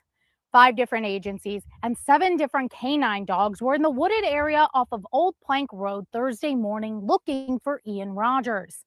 I'm neighborhood reporter Serena DeVanzo in Leon County. The search ended around 3 p.m. as their search would go on to other private property they haven't been cleared to access. The search parameter was about 3,280 feet in each direction around the truck's location. The truck was found on private property off of Old Plank Road south of Tram Road. Giovanni Hampton, a spokesperson with the Leon County Sheriff's Office, says that the processing of the evidence when the truck was found and coordinating the agencies involved is why this search took over a week to conduct. So Wakulla County Sheriff's Office will continue to be the lead agency on the case. Because the truck was found in Leon County, we are assisting them along with multiple other agencies. They also had 7 canines on the search doing different jobs. So Rocket is a ESD canine, and he's going to help us find the victim's cellular phone. Hampton said that his phone was not found with the truck. The North Florida search team also had their drone in the air searching the area. In our previous coverage, the truck's bumper and windows appeared to be damaged. After following up with the Wakulla County Sheriff's Office, the windows were not damaged, and the bumper's damage was from the truck being removed from its location. According to Hampton, there was no evidence of foul play when processing the truck. If you know anything about this case, please reach out to the Wakulla County Sheriff's Office at the number listed here.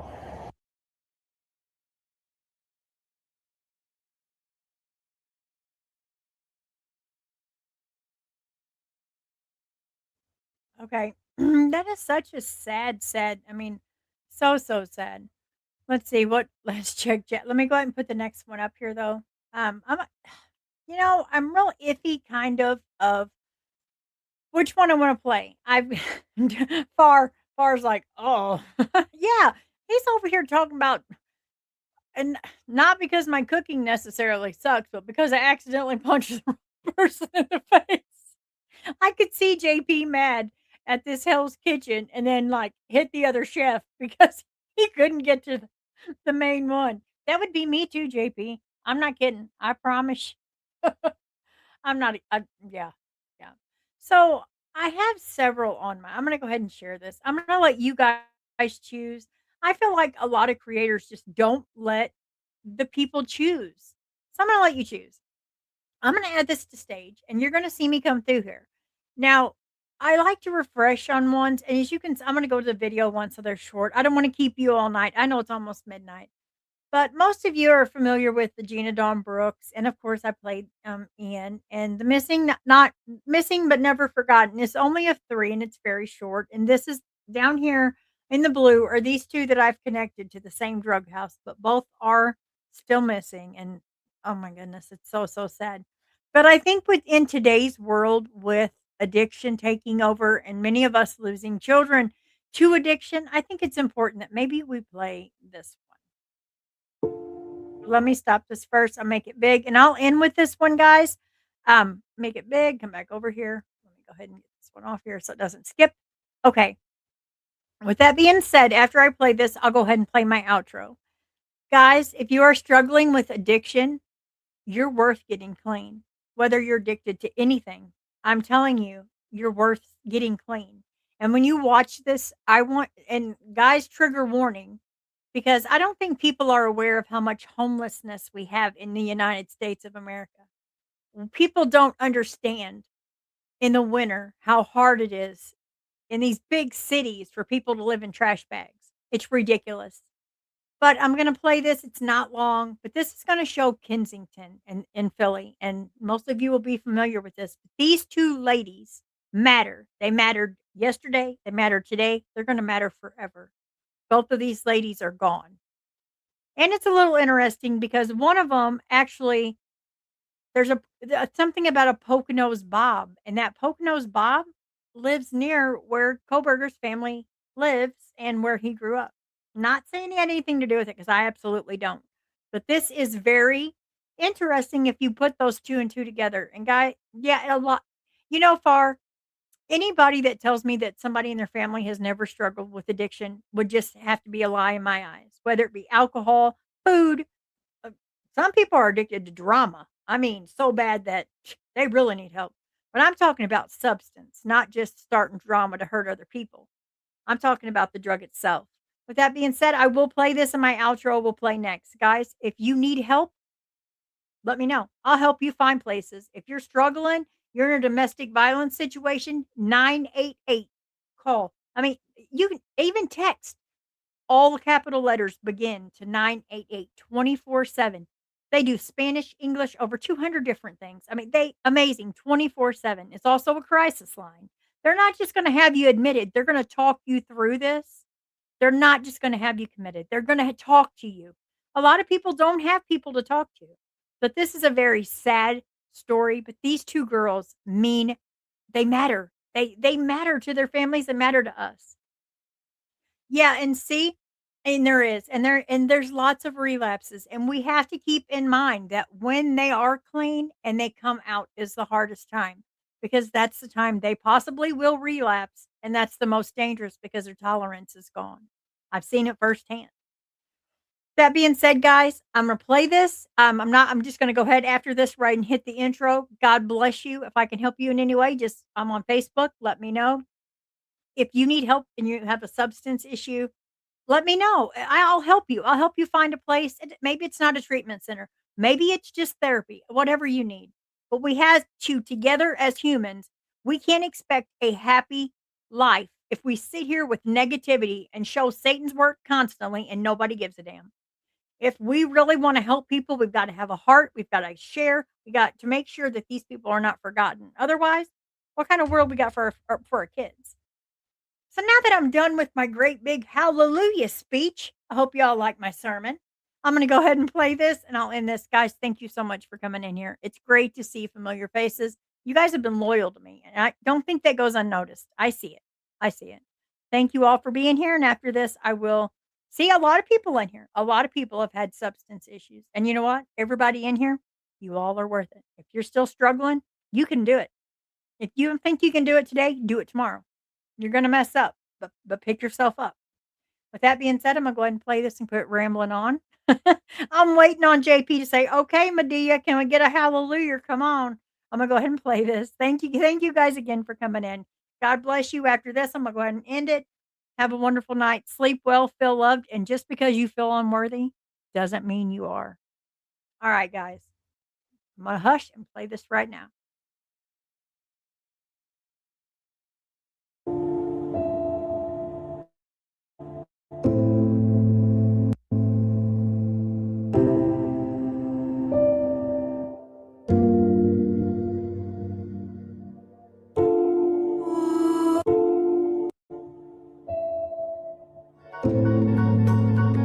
A life cut short, remembering Nicole Murray.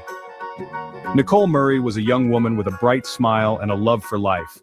She was 24 years old and from Northeast Philadelphia. Friends and family remember her infectious laughter and her kind heart. Nicole loved Wawa coffee, the music of David Bowie, and capturing moments with selfies. She was a student at the Community College of Philadelphia. Nicole had dreams of becoming a nurse and had been accepted into a nursing program. She was determined to make a difference in the world. But tragedy struck, and Nicole's light was extinguished too soon. Her life, full of promise, was cut short under mysterious circumstances. Nicole's life was not without its struggles. After the devastating loss of her father, she battled with addiction. Despite this, she remained determined to overcome her challenges. Nicole sought help and was making strides toward recovery. She was determined to build a better future for herself. Her story is a reminder that everyone has a past, and everyone deserves a chance at redemption. Nicole's story is tragically not unique. She is one of many young women who have gone missing or been found murdered in Kensington. The neighborhood, plagued by the opioid epidemic, has become a hunting ground for predators who prey on vulnerable women. Vanishing into the night. The disappearance of Nicole Murray. Nicole Murray disappeared in late December 2017. She was last seen in Kensington, a neighborhood notorious for its open-air drug market and the grip of addiction that snares so many. Witnesses reported seeing Nicole getting into a car with a man known only as Pocono Bob.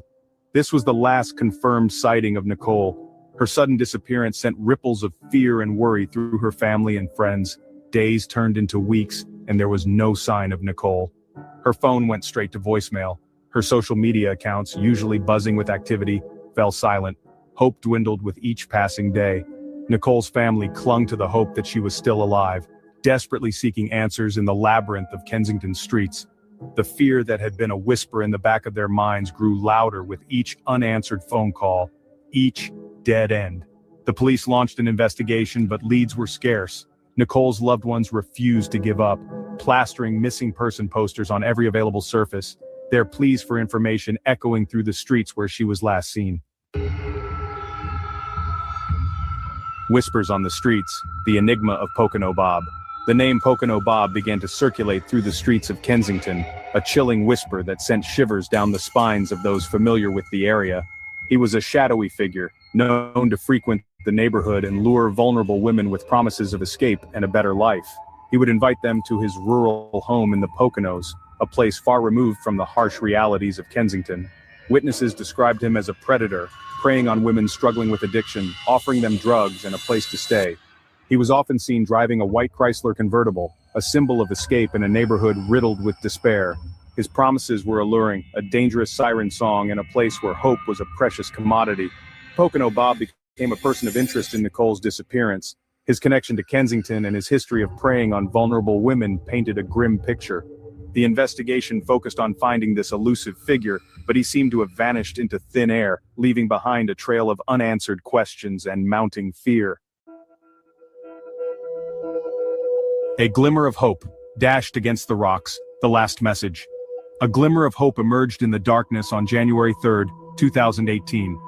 Nicole sent a text message to a friend. In the message, she asked to be picked up from the Poconos. It was a lifeline, proof that she was alive and desperate to escape whatever situation she found herself in. The message sparked a renewed sense of urgency in the investigation. But that glimmer of hope was quickly extinguished. The phone number that sent the message was no longer in service. The location where Nicole requested to be picked up remained unknown. The message, once a beacon of hope, became another agonizing piece in the puzzle of her disappearance. The unanswered questions surrounding the text message only deepened the mystery. Who did Nicole send the message to? Where in the Poconos was she trying to escape from? The unanswered questions lingered, a painful reminder of Nicole's absence and the lack of answers surrounding her disappearance. On April 20th, 2018, a chilling discovery shattered the fragile hope that had clung to Nicole Murray's case. A body was found on an abandoned mobile home property on Foliage Drive in Blakesley, Tunkhannock Township, in the heart of the Poconos. The property was eerily desolate, a forgotten place where secrets whispered in the wind. Dental records confirmed the devastating truth: the body was Nicole Murray. Her remains were found far from the bustling streets of Kensington, discarded in a place where few would think to look. The discovery sent shockwaves through the community, confirming their worst fears. An autopsy was performed, but the results were inconclusive. The cause of death remained undetermined, and the toxicology report, which could hold crucial answers, was still pending. The lack of concrete answers only fueled the anguish of Nicole's loved ones, leaving them trapped in a nightmare of uncertainty. Section 6. A family's anguish, a community's fear, the search for justice. The Murray family was left grappling with unimaginable grief and a torrent of unanswered questions.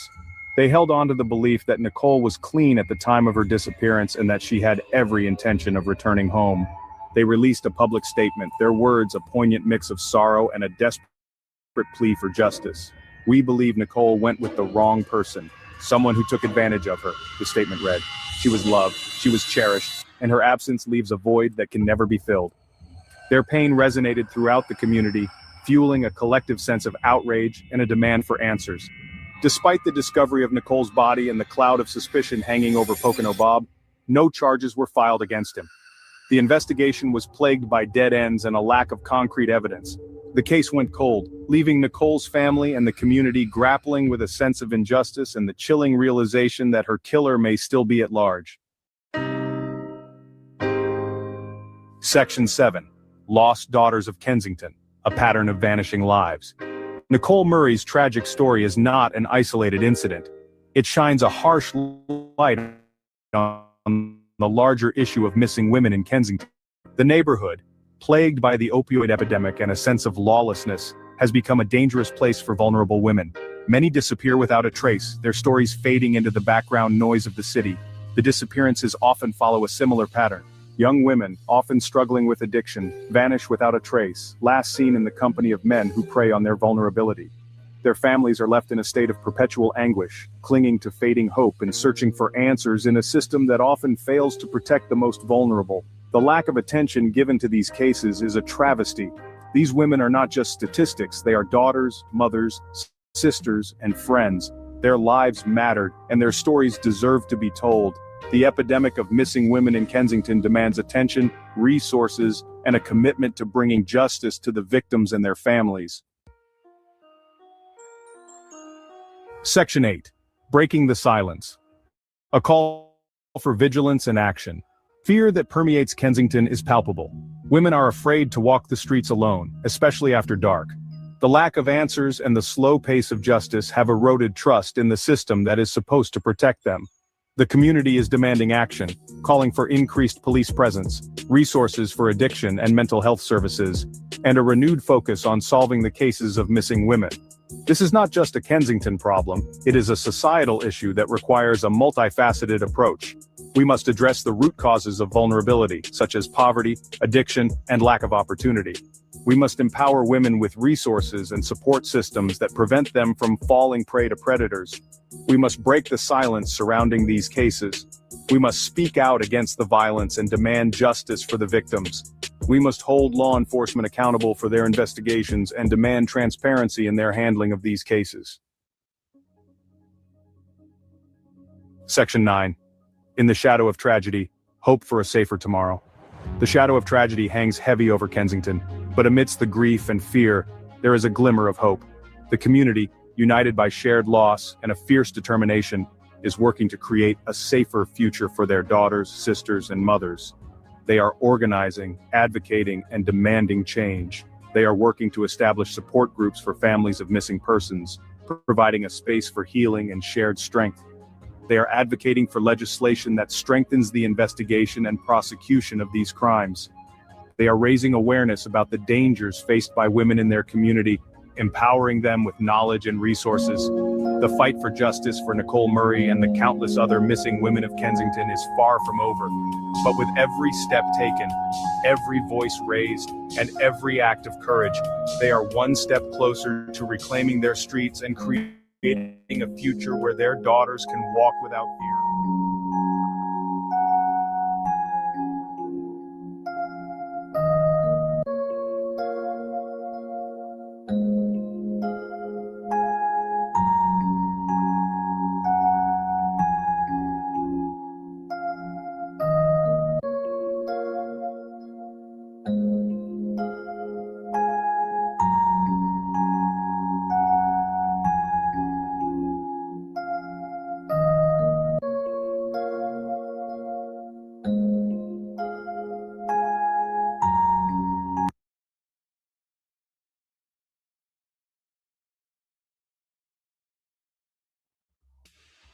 On a sweltering summer day, June 11, 2020, a chilling discovery shook the city of Philadelphia.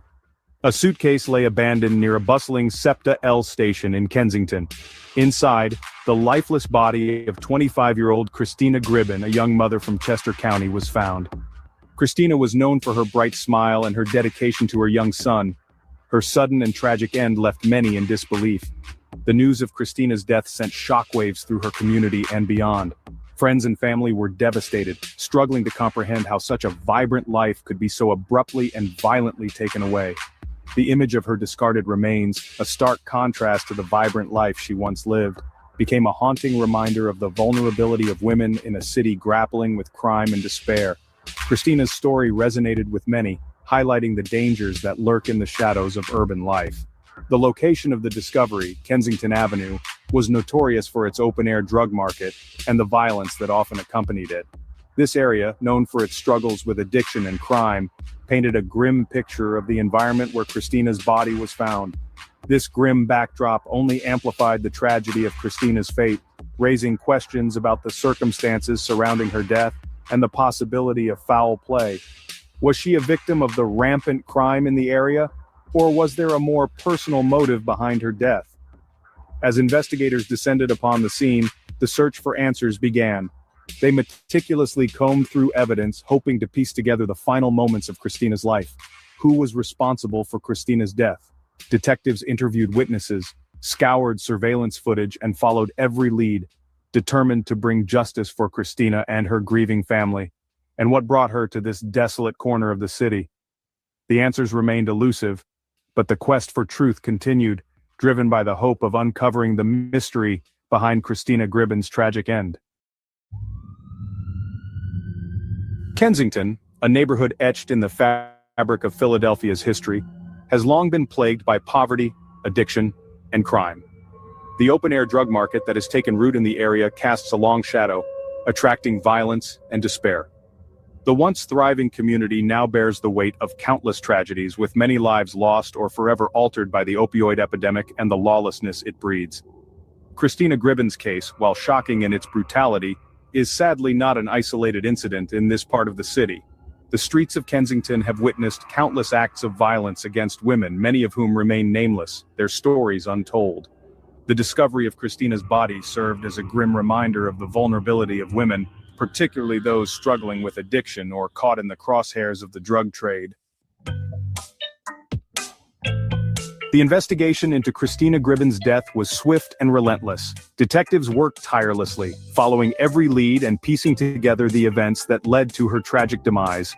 They meticulously combed through evidence, interviewed witnesses, and analyzed hours of surveillance footage. The community of Kensington was shaken, and the pressure was on to find Christina's killer. Surveillance footage from the area where Christina's body was found played a crucial role in identifying a suspect. Detectives scrutinized every frame, looking for any clue that could lead them to the perpetrator. The footage captured images of a man, later identified as Aaron Mosher from Browns Mills, New Jersey, carrying a suitcase that matched the one in which Christina's body was found. This was a significant breakthrough in the case. Detectives then focused their efforts on tracking Mosher's movements and gathering more evidence to build a solid case against him. They discovered that Mosher had a history of criminal activity, which only strengthened their resolve. On July 20th, 2020, just over a month after Christina's body was discovered, Aaron Mosher was arrested and charged in connection with her death. The arrest brought a sense of relief to the community, but the investigation was far from over.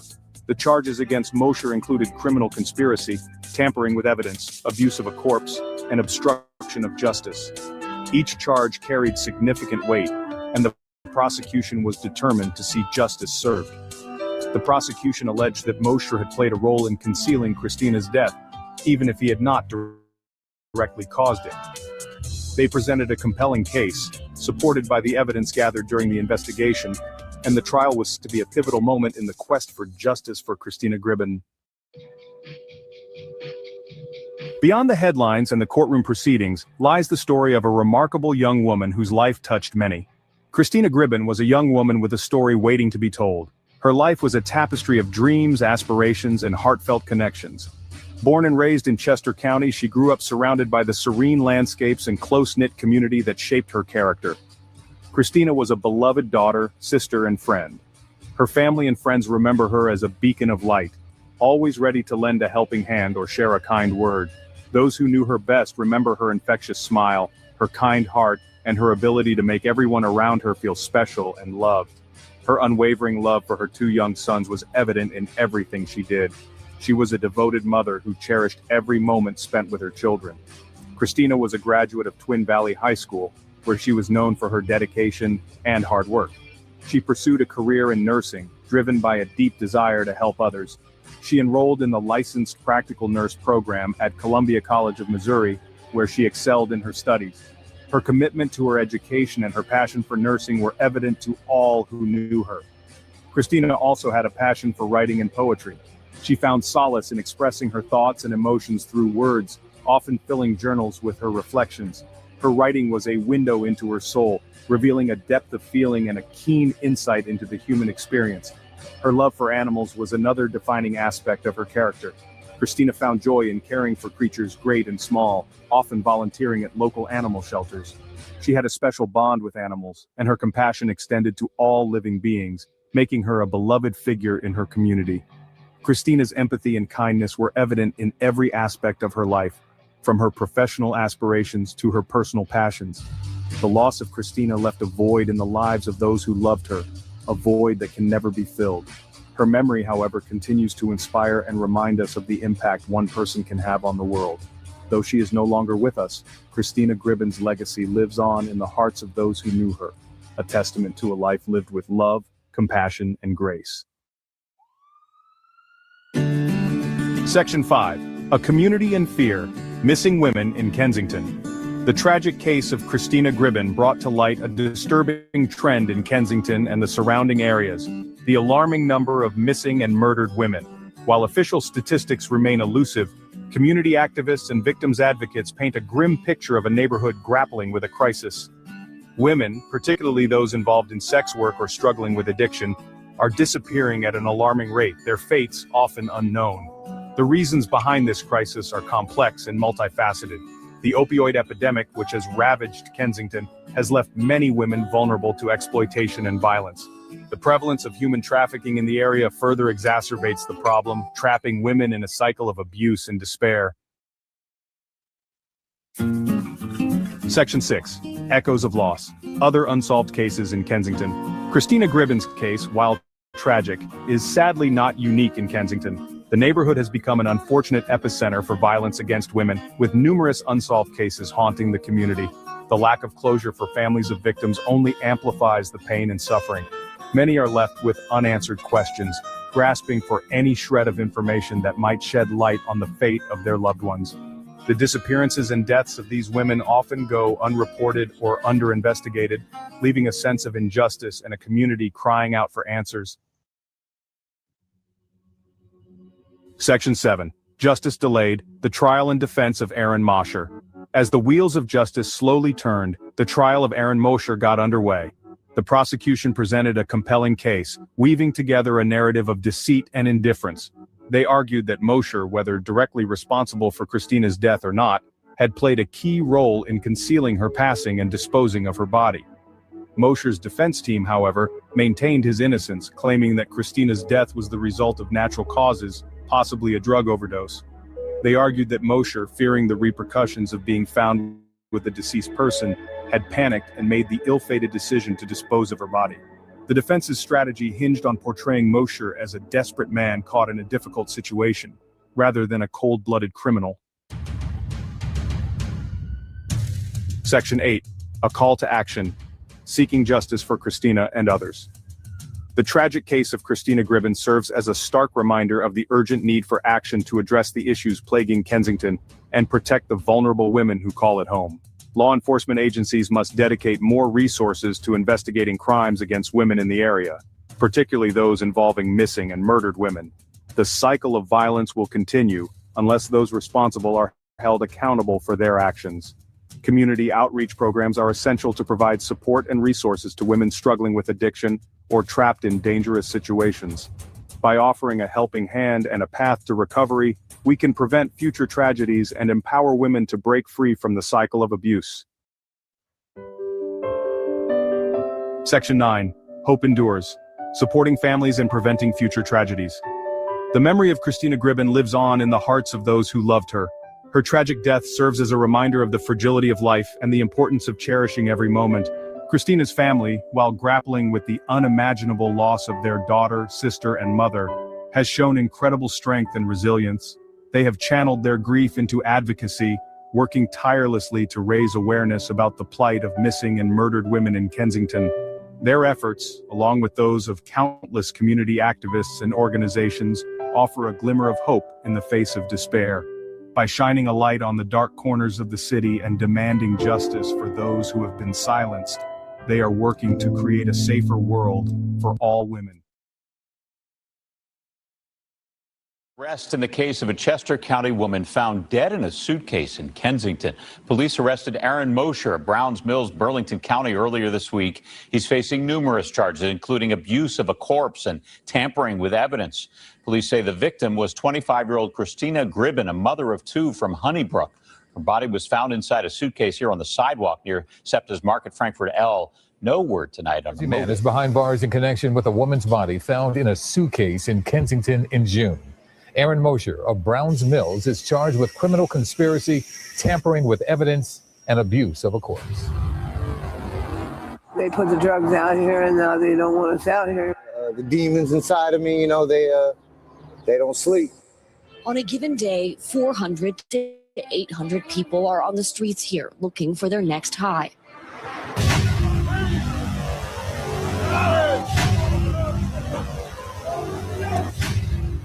Like, I know they're trying to clean it up right now, but I don't know where they expect everyone to go. Kensington, Philadelphia used to be a lively place, but now it's known for drugs. In this documentary, I talked to people from the area to show what life is really like there. Get ready to see the tough truth about Kensington, the biggest outdoor drug market on the East Coast.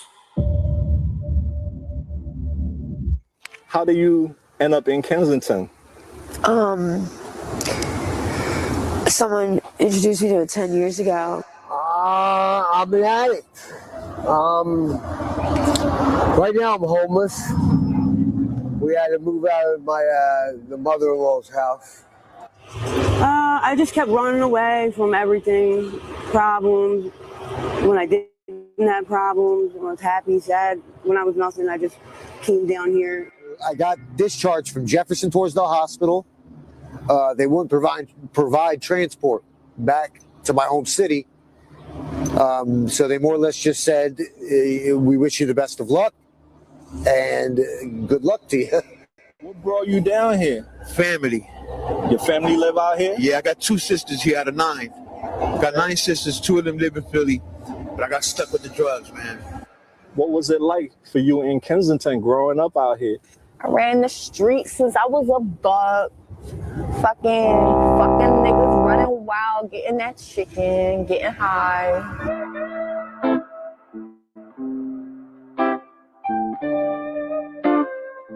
It's like right around when COVID started. I ended up not having my name on the lease, and the landlord where I was staying didn't want to renew the lease because of everything that was going on. And the person who I was renting a room from, his dad had gotten sick, so he ended up moving back home with his dad. So it was kind of like up in the air. And then when the governor closed everything down, I had no job, and not for nothing, the restaurant that I was at was too small to kind of give anyone any type of furlough or anything to hold them over. So I was a little SOL and ended up coming out here after a couple months of staying with a couple friends, ones that actually could, accept people that weren't family. Came here because of my mom. And at the age of 10, I started selling drugs. Why so young? I got introduced to the drug game. What was your first impression of Kensington when you got here? Like the first time, Your first day? I was under the impression that we were going to Bucks County. So when I got up here, I drove and the guy was like, lock the doors, don't make eye contact with anybody, just keep your head down and wait until I get back.